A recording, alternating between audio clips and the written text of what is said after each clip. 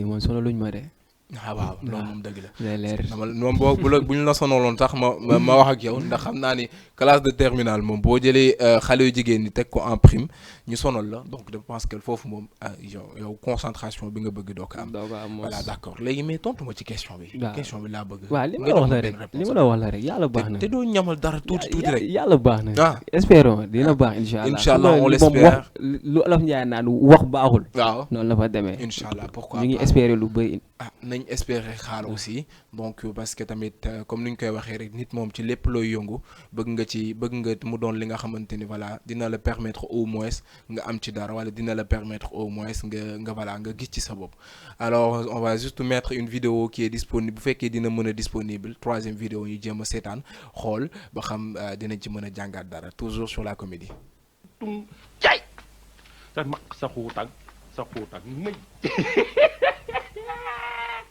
billaay teet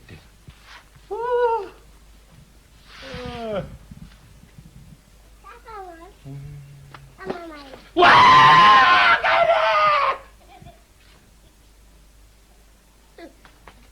li foo kaay almaami mu ndaw almaami mu ndaw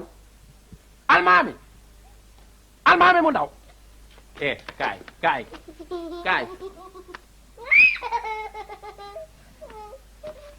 lu ma sa morom mi bàyyi dégg bàyyiwuma la mais sa morom laa bu mu sànni gaynde gis nga gaynde gi ma sànni kay bu amatee ma toj sa lu bon de wuy ma bu ko dóor taw si lan bu beneen yoon tey bu mu ñëw wakkaan lan la seetal lii mu ma sànni yóbbu sama fit bi yëpp déedéet kenn du fayee noonu yóbbu ma sama fit bi na jooy